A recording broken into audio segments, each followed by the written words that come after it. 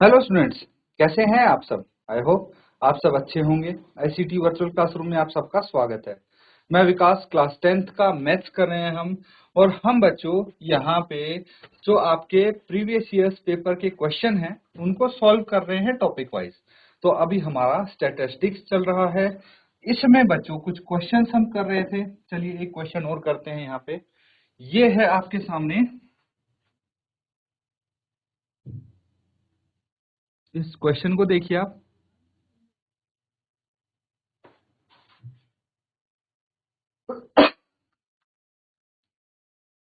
तो यहाँ पे जो ये क्वेश्चन है एक्सरसाइज का सवाल है, ये आपकी एक्सरसाइज में मिल जाएगा और 2014 के एग्जाम में भी आया है। क्या लिखा गया है? निम्नलिखित बंटन एक मोहल्ले के बच्चों के दैनिक जेब खर्च दर्शाता है। मध्य जेब खर्च 18 रुपए हो तो लुप्त बारंबारता एफ ज्ञात कीजिए। तो देखिए यहाँ पे आपको कुछ चीजें गिवन है। दैनिक जेब खर्च रुपए में गिवन है ना। और कितने बच्चों को ये जेब खर्च मिलता है ये भी गिवन है। मतलब 11 से 13 तक जो जेब खर्च है वो 7 बच्चों को मिलता है, जबकि 13 से 15 6 बच्चों को मिलता है। ऐसे करके 19 से 21 कितने बच्चों को मिलता है ये नहीं पता हमें, ये बताना है। ठीक है, क्वेश्चन क्लियर हुआ? तो यहाँ पे आपको माध्य दिया है, माध्य यानी मीन आपको गिवन है और आपको निकालनी है एफ की वैल्यू, जो लुप्त बारंबारता है उसकी वैल्यू निकालनी है। चलिए फटाफट नोट डाउन करिए, इसको सॉल्व करिए बच्चों।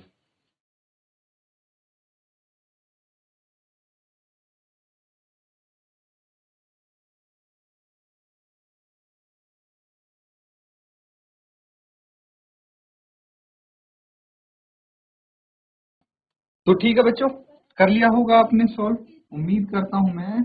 तो जल्दी से मुझे इसका आंसर आप शेयर कर दें। ठीक है, यहाँ पे हम टेबल बनाएंगे।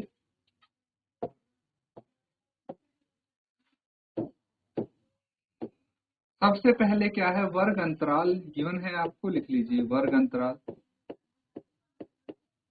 वर्ग अंतराल क्लास इंटरवल इसको हम बोलते हैं, क्लास इंटरवल। ये क्या है, 11 से 13, फिर 13 से 15, 15 से 17, 17 से 19, 19 से 21, 21 से 23 और 23 से 25। ये वर्ग अंतराल हो गया, लेकिन बारंबारता क्या है? चलिए चेक कर लेते हैं। बारंबारता यहाँ पे क्या गिवन है, यानी फ्रीक्वेंसी किससे रिप्रेजेंट करते हैं इसको? एफ आई से। तो ये दी है वही लिख लेंगे हम, फ्रीक्वेंसी 7 यहाँ पे, फिर 6 है, फिर 9 है, फिर 13, फिर एफ है 19 से 21 तक, फिर 5 और 4। ये फ्रीक्वेंसी हो गई एफ आई की वैल्यू। तो यहाँ पे दो चीज हमें अगर पता लग गई है, हमें क्या चाहिए? अब हम क्या निकालेंगे? वर्ग चिन्ह या फिर क्लास मार्क निकालेंगे। ठीक है, वर्ग चिन्ह यानी क्लास मार्क किससे रिप्रेजेंट करते हैं इसको? इसको करते हैं बच्चों एक्स आई से रिप्रेजेंट। ठीक है, तो ये क्या हो जाएगा क्लास मार्क? देखिए जो वर्ग अंतराल है उसकी lower limit plus upper limit by 2 होता है। मतलब 11 प्लस 13 बाय 2 कितना आ जाएगा? 12 आ जाएगा ये। इसी तरह से 14, 16, 18, 20, 22 और 24। ठीक है बच्चों, तो ये हो गया क्लास मार्क। अब क्या निकालना है हमें? अब हमें माध्य चाहिए, है ना। माध्य के लिए हमें क्या करना पड़ेगा? एफ आई इंटू एक्स, यही करना पड़ेगा। एफ आई कितना है? 7 है। एक्स आई कितना है? 12 है। मल्टीप्लाई कर दीजिए, 12 सत्ते 84। इसी तरह से सबको मल्टीप्लाई करके यहाँ पे लिखेंगे। 14 इंटू 6, 14 6 84 होता है। 16 इंटू 9 144 होता है। 18 इंटू 13, 18 इंटू 13 कर लेंगे। 18 51, 5 हासिल, 18 एकम 18 और 5 23, 234। फिर 20f आ जाएगा ये 20f। 22 इंटू 5 110, 22 5 110 होता है। फिर 24 इंटू 4 96, 96। अब हमें चाहिए योग, यहाँ पे योग करना है। सिग्मा एफ आई हो जाएगा और ये सिग्मा एफ आई एक्स आई, मतलब इनका दोनों का योग करेंगे। ऐड कर लीजिए, इसको ऐड कर लीजिए और इसको भी ऐड कर लीजिए, कितना आएगा? 7 प्लस 6 कितना हो गया? 13। ठीक है, 13 प्लस 9 22, 22 प्लस 13 कितना हो गया? 35। ठीक है, और 35 प्लस 5 40 और 4 44, ये हो गया 44 प्लस एफ।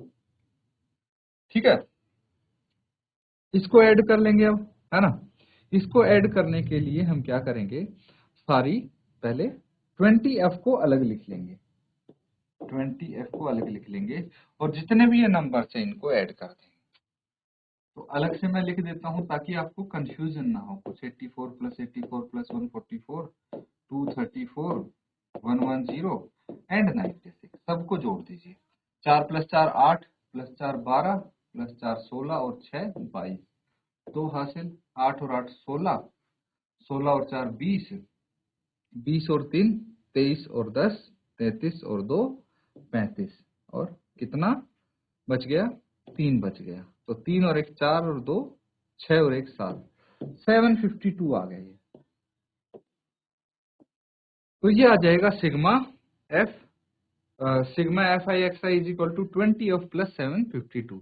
और इसका माध्य आपको गिवन है ना। माध्य कितना है? ये गिवन है 18 रुपए। इतना गिवन है, ये चीज हमने निकाल ली है। अब माध्य का फॉर्मूला क्या होता है? Sigma F I X I by sigma F आई। वो फॉर्मूला पुट करेंगे और उसको बराबर रख देंगे 18 के, आपकी एफ की वैल्यू आ जाएगी। ठीक है, पहले यहां तक नोट डाउन कर लीजिए।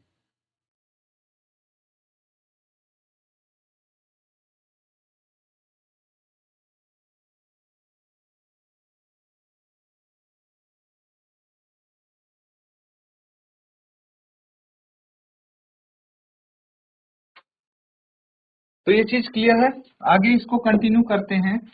आपको पता है जो माध्य है उसका फॉर्मूला क्या होता है? Sigma F I X I by sigma F आई। ये क्लियर है। और यहाँ पे क्या है? ये sigma F I X I 752 plus 20f upon 44 plus F, यही है। तो इसी को हम आगे सॉल्व करेंगे। तो प्रश्नानुसार अकॉर्डिंग टू क्वेश्चन, यहाँ पे ये किसके बराबर है? माध्य 18 है हमारे पास, माध्य 18 है तो वो लिख देंगे। अब देखिए 752 प्लस 20f, और इसको राइट हैंड साइड लेके जाएंगे, क्रॉस मल्टीप्लीकेशन जैसे हम करते हैं। 18 into 44 plus F, bracket open करिए, 752 प्लस 20f और 18 इंटू 44, 18 चौक 72, 7 हासिल, 18 चौक 72, 72 और 7 कितना हो गया? 79। ठीक है, तो 792 ये आ गया प्लस एफ। ठीक है, उसके बाद क्या करना है बच्चों? 18f आ जाएगा ये, 18f। ठीक है, उसके बाद क्या करना है हमें? 752 को राइट साइड लेके जाइए, 18f को लेफ्ट साइड। तो 20f minus 18f is equal to 792 minus 752। Sign change हो जाएंगे इनके जब साइड चेंज होगी। तो 20f माइनस 18f, ये 2f रह गया, 792 माइनस 750 40 हो गया। तो f कितना आ गया? 40/2, दैट इज 20। तो f कितना आया आपका? 20। ठीक है बच्चों, तो ये आपका आंसर हो गया, है ना। f 20 आया है। तो इसमें देखिए सबसे मैक्सिमम फ्रीक्वेंसी इसी की थी, है ना। मैक्सिमम फ्रीक्वेंसी इसी की थी। यहाँ पे नोट डाउन कर लीजिए बच्चों, ये क्वेश्चन कंप्लीट होता है।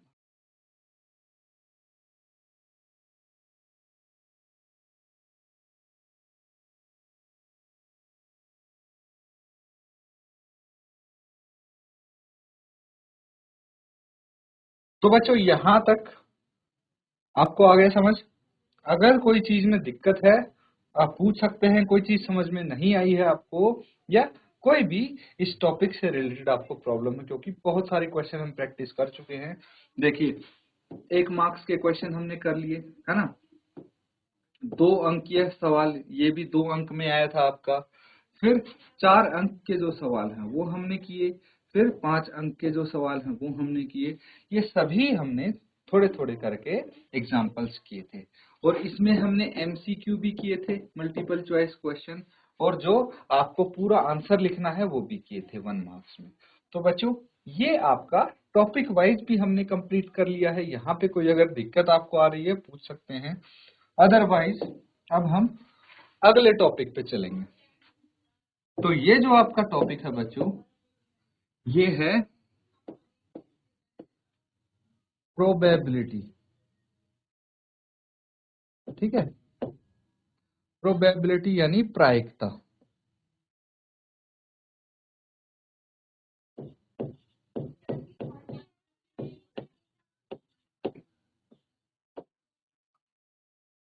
प्रोबेबिलिटी यानी प्रायिकता।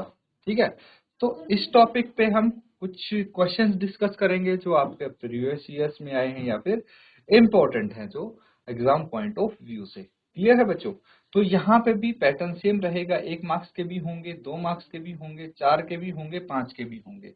तो यहाँ पे चाहे क्वेश्चन कैसे ही हों, बस कुछ चीजों का ध्यान रखना है जो हमारी किसी इवेंट की, ई फॉर इवेंट होता है, इवेंट यानी घटना। ठीक है, कोई भी घटना अगर घटती है तो उसकी हम प्रोबेबिलिटी निकालते हैं। तो कैसे निकालते हैं? जो हमारे अनुकूल परिणाम होते हैं, ठीक है, अनुकूल परिणाम जो होते हैं,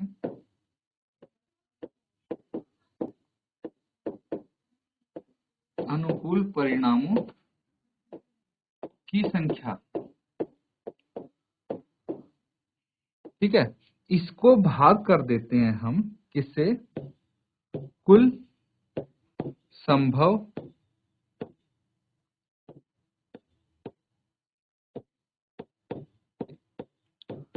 परिणामों की संख्या से। तो किसी चीज की अगर प्रोबेबिलिटी निकालने के लिए बोला जाए तो इसका इस्तेमाल होता है और हम निकाल लेते हैं अपने आंसर। ठीक है, तो यहाँ पे एक चीज और ध्यान रखना, जो श्योर इवेंट होता है उसकी प्रोबेबिलिटी 1 होती है। श्योर मतलब जो पक्का होगा ही होगा। ठीक है, जिसके लिए मैं पूरा श्योर हूं, 100% श्योर हूं, दैट मीन्स उसके घटने की प्रायिकता 1 है। फॉर एग्जाम्पल मैं बोल रहा हूं कि कल सुबह सूरज उगेगा, तो इसके कितने चांसेस हैं? भाई सूरज तो पक्का उगेगा, तो 100% चांसेस हैं, ये श्योर इवेंट है। वो बात अलग है कि भाई बादल छाए रहे हम देख ना पाए, लेकिन भाई उगना तो है सूरज को, तो that is sure event. Clear है बच्चों? दूसरा होता है कि जो नॉट पॉसिबल हो गया, अनश्योर इवेंट होता है, उसकी प्रायिकता कितनी हो जाती है?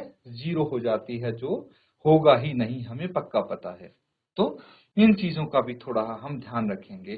बाकी की जो प्रोबेबिलिटी है वो 0 से 1 के बीच में वेरी करती है हमारी, कि कितने होती हैं, 0.1, 0.2, 0.5, 0.55 ऐसे करके आपके अलग अलग आती जाती हैं।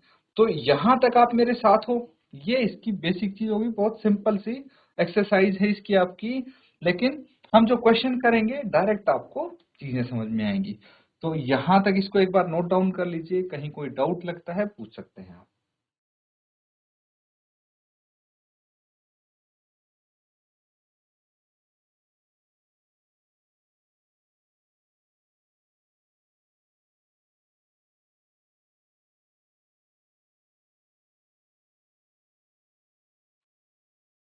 तो बच्चों यहां तक कोई दिक्कत नहीं है, कोई डाउट नहीं है। चलिए आगे करते हैं कुछ आपके लिए सवाल। यहाँ पे देखिए, ये है 2017 के आपके एग्जाम में आया था, एनसीईआरटी में भी इसका क्वेश्चन है। यहाँ पे क्वेश्चन समझेंगे हम सबसे पहले, सबको विजिबल है ना? तो ये आपका 5 अंक के लिए आया था, 5 मार्क्स के लिए। अच्छे खासे मार्क्स आप स्कोर कर सकते हैं, बहुत इजी सा सवाल करके। तो क्वेश्चन क्या है, एक डब्बे में 5 लाल कंचे, 8 सफेद कंचे और 4 हरे कंचे हैं। इस डब्बे में से एक कंचा यदृच्छा निकाला जाता है, इसकी क्या प्रायिकता है कि निकाला गया कंचा लाल है, उसकी प्रायिकता बतानी है, और हरा नहीं है इसकी भी बतानी है। क्लियर है? 2 पार्ट हैं इसके। तो सबसे पहले जो चीज दी है उसको आप नोट डाउन कर लेंगे। ठीक है? तो जैसे लाल कंचों की संख्या क्या है, ठीक है, लाल कंचों की संख्या, लाल कंचों की संख्या कितनी है, 5 है। ठीक है, ये चीज समझ में आ गई। तो अब देखिए एक चीज और मैं यहाँ पे आपके लिए कर देता हूं, इसको R से रिप्रेजेंट कर देते हैं हम। ठीक है, फिर है सफेद, है ना। तो जो सफेद कंचे हैं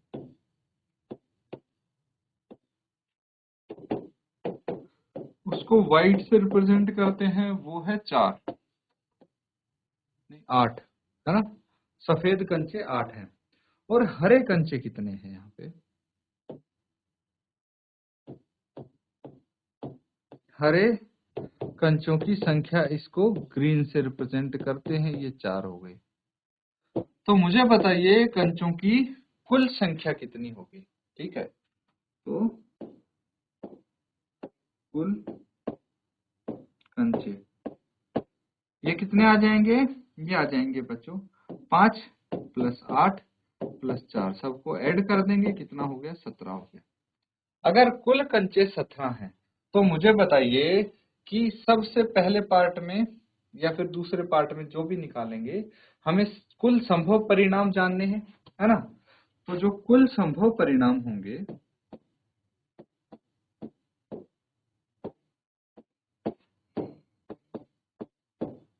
वो यहाँ पे क्या आएंगे, वही जितने कुल कंचे हैं वही तो कुल संभव परिणाम आएंगे। कि जितने हम मान लीजिए एक कंचा निकाला डब्बे में से, तो टोटल कितने कंचे में से निकालेंगे, 17 में से ही निकालेंगे, क्योंकि कुल 17 है।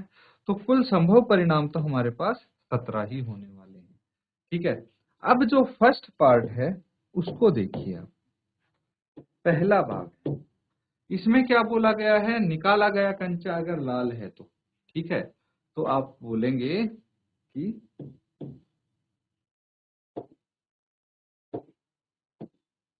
यदि निकाला गया कंचा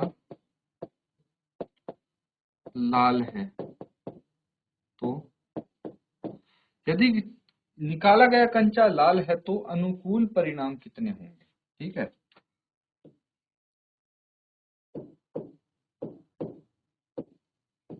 अनुकूल परिणाम,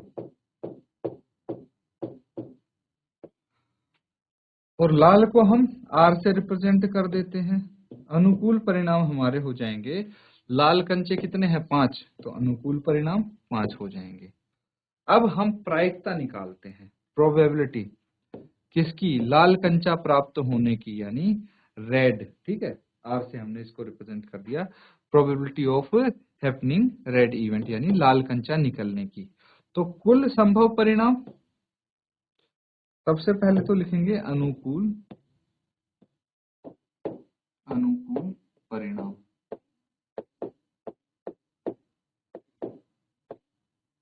बटे कुल संभव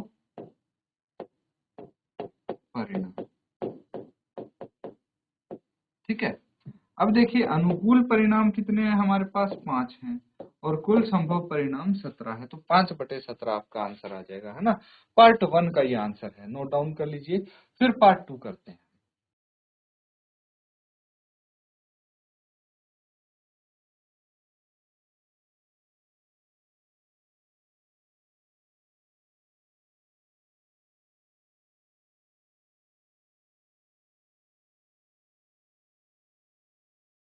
तो ये चीज क्लियर है बच्चों, यहां तक कोई डाउट नहीं है ना।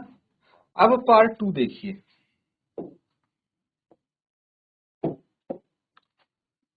सेकेंड पार्ट के लिए है यहाँ पे क्या बोला गया है आपको कि भाई जो निकाला गया कंचा है वो हरा नहीं है ना, हरा नहीं है। तो जो हरे कंचे हैं वो कितने हैं? 4 हैं। तो अगर मैं बोलूं जो कंचा निकाला जाए वो हरा है तो उसकी प्रायिकता कितनी है, मतलब उसके कितने चांसेस हैं? तो हरा कंचा हो, होने के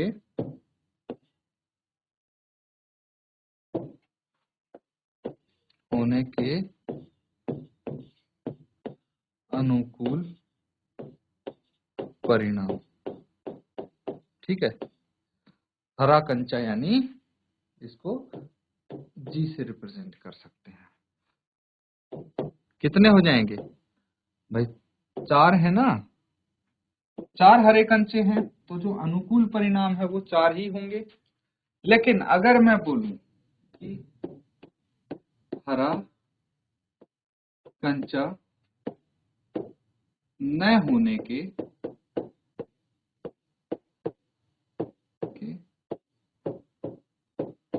अनुकूल परिणाम, ठीक है, इसको जी डैश से रिप्रेजेंट कर देते हैं। ठीक है, जी डैश यानी भाई जी हो गए हरा कंचा होने के अनुकूल परिणाम, और अगर हरा कंचा ना हो तो कौन सा होगा? या तो सफेद होगा या लाल होगा। तो हम एक काम करते हैं, टोटल 17 में से हरे कंचों की संख्या घटा लेते हैं, तो हरा कंचा ना होने के अनुकूल परिणाम आगे 13, और कुल संभव परिणाम आपको पता है निकाले थे हमने कितने? 17। तो अब हम यहाँ पे लिखेंगे प्रोबेबिलिटी ऑफ जी डैश, हरा कंचा न होने की प्रायिकता क्या है? ये है जी डैश के अनुकूल परिणाम। ठीक है, कितने हैं यहाँ? 13 हैं, और यहाँ आ जाएगा कुल संभव परिणाम।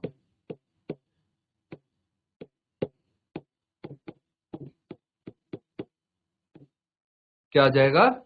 कुल संभव परिणाम आ जाएगा बच्चों। तो इसको हम लिखेंगे 13/17, ये आपका आंसर हो जाएगा। नोट डाउन कर लीजिए, बस ये करना है, आपके फुल मार्क्स 5 मार्क्स आपको मिल जाएंगे। नोट डाउन कर लीजिए इसको।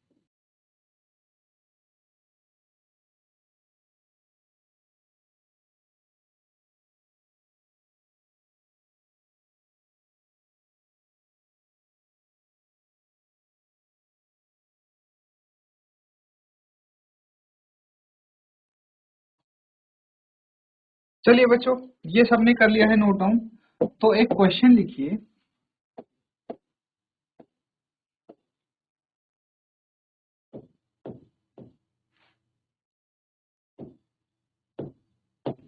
असंभव घटना की प्रायिकता होती है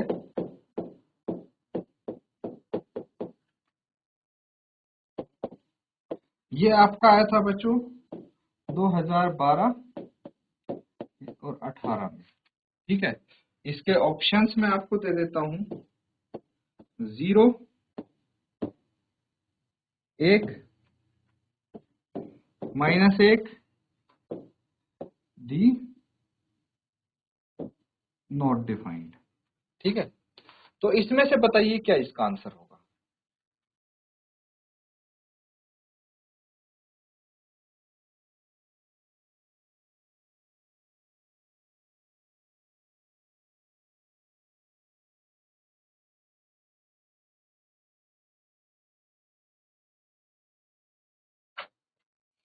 तो बच्चों यहाँ पे देखिए, बहुत सिंपल सा ये सवाल है, और इसकी जगह मैं आपको बता दूं कि अभी मैंने स्टार्टिंग में ही बताया था आपको, स्टार्टिंग में बताया था अगर याद हो तो, कि भाई जो आपका श्योर इवेंट है, ठीक है, जो पक्का होना ही होना है, उसकी प्रायिकता तो 1 होगी, 1 होगी, और जो असंभव घटना है उसकी प्रायिकता 0 होगी, 0 होगी। इसीलिए आपका इसका आंसर 0 होगा। ये कॉन्सेप्चुअल बेस्ड क्वेश्चन है बच्चों, डायरेक्टली इनका आंसर आप कर सकते हैं। तो इस तरह से अच्छे से इनको नोट डाउन किया करें और अच्छे से इनको सॉल्व करें।